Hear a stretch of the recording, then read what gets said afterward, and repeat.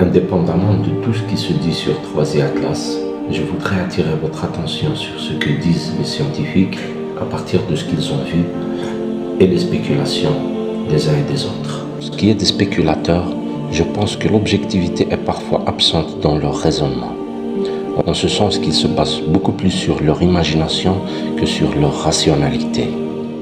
Ainsi, ils avancent des arguments purement hypothétiques sur lesquels je ne vais pas m'attarder davantage. Je préfère vous donner une conclusion basée sur un développement logique. Dans une vidéo précédente, on a cité quelques particularités de 3i Atlas jamais observées. Donc je me dois de les compléter pour conclure de manière logique.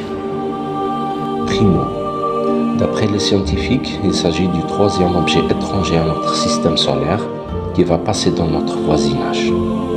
Cet objet est considéré interstellaire parce que la forme de sa trajectoire orbitale est hyperbolique. 3i Atlas passera environ 270 millions de kilomètres de la Terre. Son point le plus proche sera atteint le 30 octobre 2025, soit à 210 millions de kilomètres de la Terre.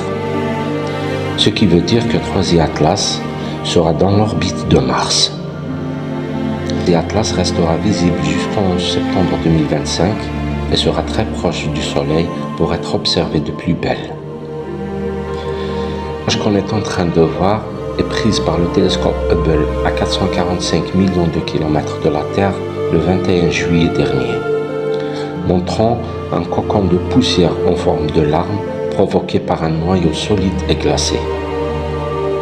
Le diamètre de cet invité interstellaire est estimé à 5,6 km. Vient celui qu'on attendait tous, le télescope James Webb, qui a observé 3i Atlas le 6 août dernier grâce à son spectrographe infrarouge. Plusieurs équipements de la NASA sont prévus pour observer l'objet interstellaire.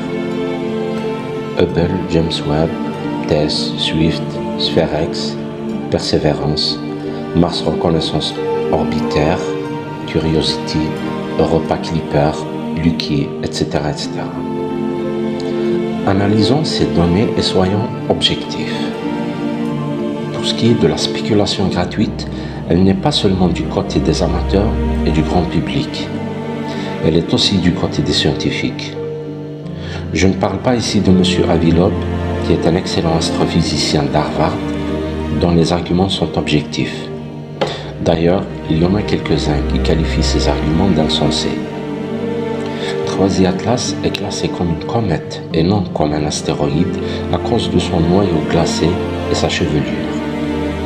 Ensuite, on a les données obtenues grâce à James Webb, sa signature chimique, du CO2, d'eau, du monoxyde de carbone et de l'ammoniac. L'âge de la comète est estimé à 7 milliards d'années, c'est-à-dire avant la naissance même de notre système solaire. À en croire la NASA, étant donné que ces équipements montrent que 3i Atlas présente des propriétés d'une comète, c'est-à-dire d'un objet tout à fait naturel, nous ne pouvons pour l'instant rien dire avant son passage entre la Terre et Mars, dans l'orbite de cette dernière.